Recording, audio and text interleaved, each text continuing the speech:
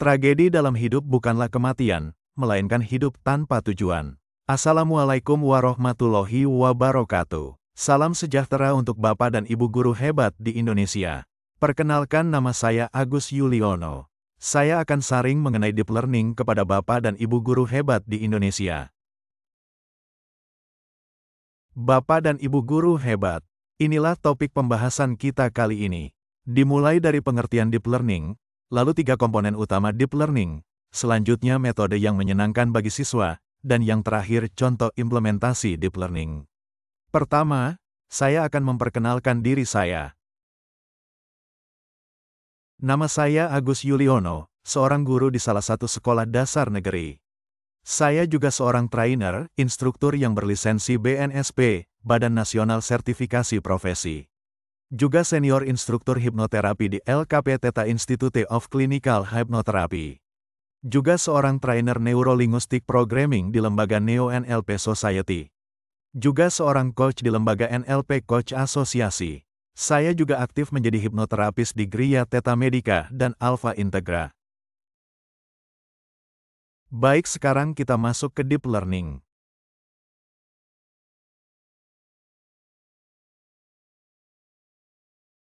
Apa itu deep learning? Apakah ini kurikulum baru?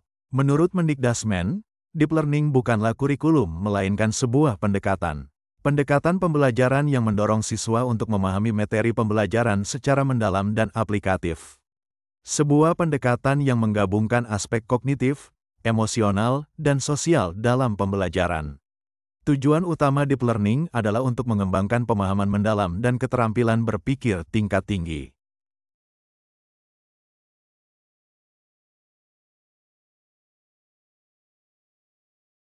Pendekatan deep learning pendekatan pembelajaran yang mendorong siswa untuk memahami materi pembelajaran secara lebih mendalam dan aplikatif.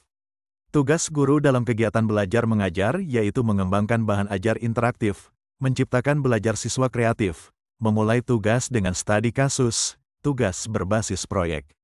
Peran guru sebagai fasilitator, motivator, evaluator, pendorong kreativitas, sumber belajar bagi siswa.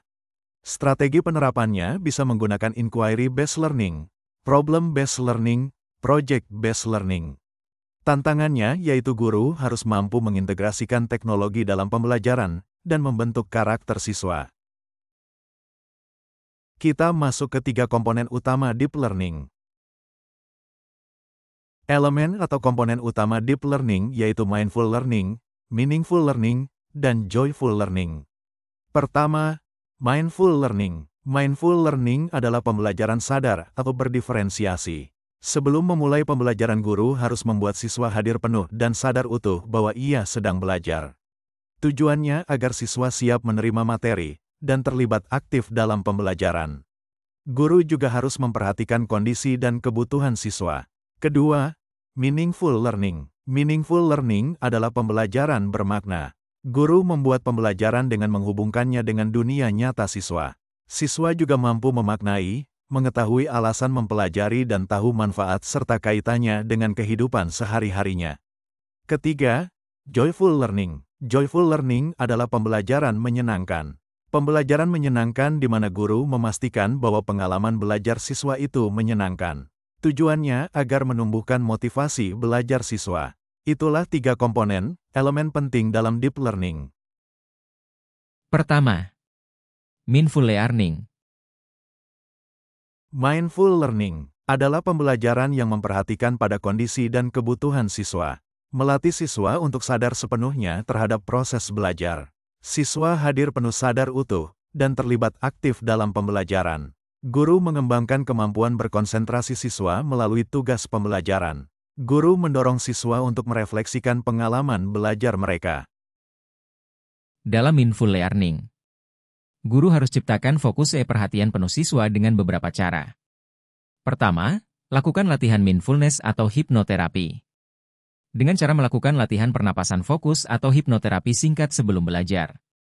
Tujuannya, agar siswa sadar penuh dan hadir utuh. Kedua, membuat lingkungan kondusif. Guru menciptakan lingkungan belajar yang bebas dari gangguan dan mendukung konsentrasi belajar siswa. Ketiga, bisa dengan teknik Pomodoro atau break state. Guru menggunakan metode pembagian waktu atau jeda untuk meningkatkan fokus dan produktivitas siswa. Guru juga harus menyadari proses pembelajaran, yaitu pra-pembelajaran, selama pembelajaran dan pasca pembelajaran. Pertama, pra-pembelajaran.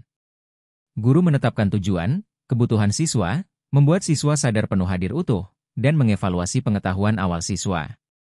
Kedua, selama pembelajaran. Guru memantau pemahaman dan mengidentifikasi kesulitan siswa. Ketiga, pasca pembelajaran. Guru merefleksikan apa yang telah dipelajari dan merencanakan langkah selanjutnya. Kedua, meaningful learning. Meaningful learning adalah pembelajaran bermakna di mana guru menghubungkan pembelajaran siswa dengan dunia nyata siswa. Dengan cara mengaitkan pengetahuan baru dengan pemahaman yang sudah ada dan menerapkan konsep yang dipelajari dalam konteks praktis, pengaplikasiannya. Penerapan pembelajaran bermakna dalam meaningful learning. Pertama, kontekstualisasi. Guru menyajikan materi dalam konteks yang relevan dengan kehidupan siswa. Kedua, studi kasus. Guru menggunakan contoh nyata untuk mengilustrasikan konsep abstrak. Ketiga, proyek berbasis masalah. Siswa dibimbing untuk merancang proyek yang mengatasi isu-isu dunia nyata. Cara pengintegrasian pengetahuan baru kepada siswa, yaitu pertama, aktivasi. Dengan mengaktifkan pengetahuan yang sudah dimiliki siswa.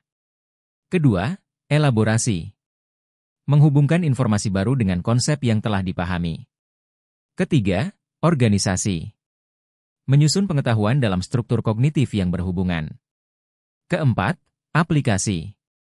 Menerapkan pengetahuan yang terintegrasi dalam situasi baru, kehidupan. Ketiga, joyful learning. Joyful learning adalah pembelajaran menyenangkan di mana memastikan pengalaman belajar siswa itu menyenangkan. Dengan cara menciptakan suasana belajar yang menyenangkan. Meningkatkan semangat belajar melalui aktivitas yang menarik. Dan mendorong ekspresi kreatif dalam proses pembelajaran. Membuat pembelajaran yang menyenangkan. Dengan cara menerapkan elemen permainan dalam pembelajaran untuk meningkatkan keterlibatan.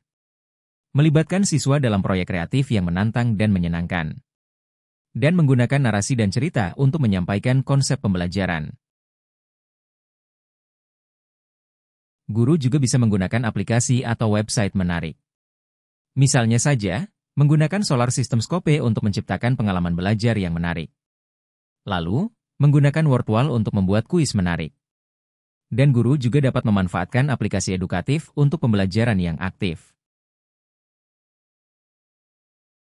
Selanjutnya, metode menyenangkan.